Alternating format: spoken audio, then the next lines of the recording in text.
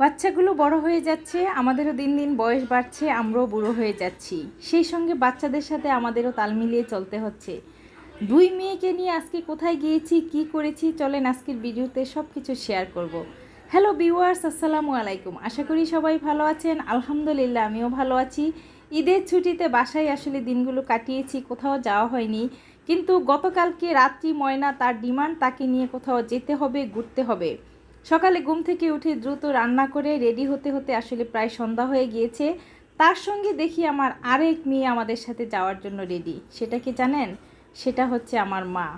মা আসলে আমি চিন্তা করছিলাম যে মাকে এত রৌদ্রের মধ্যে বাহিরে নিয়ে যাব না, কিন্তু সে দেখি সকালে উঠি সে শ্যাম্পু করছে, গোসল করছে, রেডি হচ্ছে, তাকে নিয়ে আমি বাহিরে ঘুরতে যেতাম। সে বাসায় থাকতে থাকতে আসলে তার মনটা অনেক বেশি অসুস্থ হয়ে গিয়েছে। গতকালকে হসপিটাল থেকে আসছি, তো আলহামদুলিল্লাহ তার রিপোর্টগুলো যেহেতু একটু ভালো, তার মনটাও ভালো। তাই আমার বড় মেয়ে বলছে যে আম্মু নানুকে নিয়ে যাও, বাহিরে নিয়ে একটু ঘুরতে গেলে নানুর মনটা ভালো হয়ে যাবে।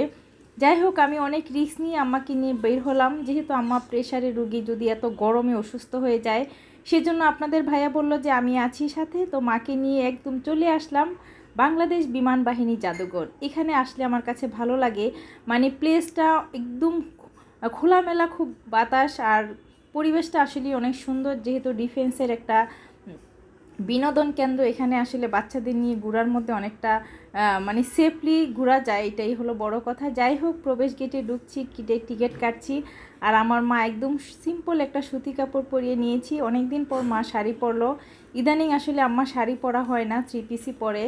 যাই হোক, এসে ভাবছিলাম যে এখানে অনেক বেশি ভিড় থাকবে, ঈদের ছুটিতে অনেক বেশি লোকজন থাকবে। দেখছি যে না, একদমই নিরিবিলি পরিবেশ, তেমন একটা লোক ছিল না। যেহেতু এটা ঈদুল আজহা, অনেক মানুষই গ্রামের বাড়িতে চলে গিয়েছে। রোজার ঈদে হয়তো মানুষ অত গ্রামে না গেলেও এই কুরবানি ঈদে হয়তো অনেকেই গ্রামে চলে যায়। তো এখানে এসে দেখছি নিরিবিলি ভালো লাগছে, তো মাকে নিয়ে একটু হাঁটছি, ঘুরছি। গরমের মধ্যে আম্মা একটু স্বস্তি ফিল করছে।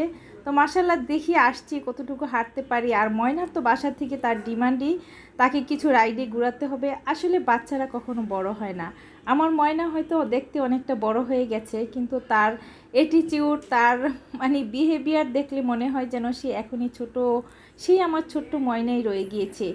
সেই ছোটোবেলা থেকে এখানে এই বিনোদন পার্কে, যে বিমান বাহিনী জাদুঘরে কতবার আসছি, তাকে নিয়ে বিকালে ঘুরানোর পার্কই ছিল এটা। এখানেই সে ছোটোবেলা আসতো, তাকে নিয়ে হাঁটতাম, বসে বসে বাদাম খেতাম।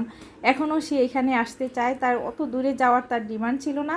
তার ডিমান্ডে ছিল সে এখানে একটু আসবে, ঘুরবে, একটু রাইডে চড়বে। আর এখন এখানে নতুন নতুন কিছু রাইড অ্যাড হয়েছে, সেটা দেখতে পারবেন। পুরো ভিডিওটা দেখলেই বুঝতে পারবেন, অনেক নতুন নতুন রাইড এসেছে, আর প্রাইসটাও আগের থেকে অনেক ডবল হয়ে গিয়েছে। যাই হোক, ময়না প্রথমেই এসে বলছে যে কোনো ছবি তোলা হবে না, কোনো সময় নেই, আমাকে একে